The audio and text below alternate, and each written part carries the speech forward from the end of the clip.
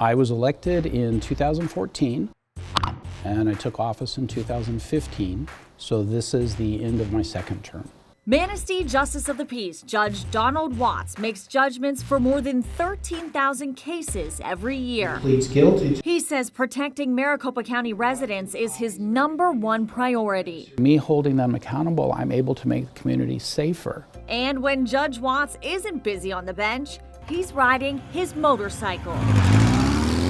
He was born in Minnesota. Yes, I said that correctly, Minnesota. But grew up in Georgia and moved to Maricopa County 35 years ago. Judge Watts didn't always know he wanted to be a judge, but he did know he wanted to protect and serve. In my baby book, it says, what do you want to be when you grow up?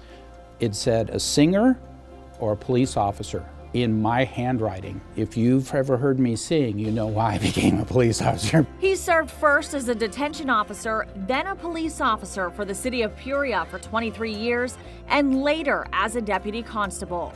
In addition, he comes from a military background that goes back 5 generations. I served in the United States Air Force as what was called security police at the time. My dad served in the Navy. He actually did the sea trials for the USS Midway. My grandfather was military. He's the man that I was named after. He was serving in the United States Army in a tank, and they were actually responding to the call for help at the Battle of the Bulge. My 5th great grandfather, John Shepherd, served with George Washington before we were even a country. Judge Watts says his time as a police officer and in the military helped prepare him to make fair decisions on the bench. The comment that I got from police officers most frequently is that we're glad to see someone taking the bench that understands where we're coming from. The understanding that I have of the military is what's helped get the first Veterans Court together for the Maricopa County Justice Courts.